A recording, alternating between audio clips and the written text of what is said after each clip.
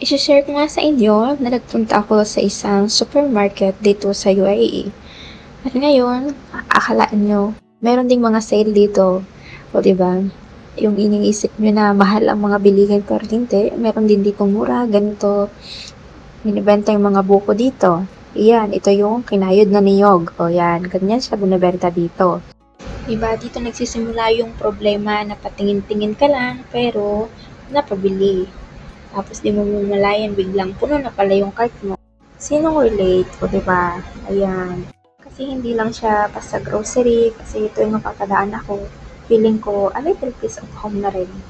Makikita nyo, diba may mga Pinoy products din, or ito naman, galing sa ibang bansa. Binibenta dito yung mga jaggery, yan. Mayroon ding mga palm sugar dito. Diba, napakasayang makita na mayroon ding mga Pinoy product. Siyempre, hindi mawawala yung ibang bagay katulad ng kape. Siyempre, ang number one nating iniinom sa umaga.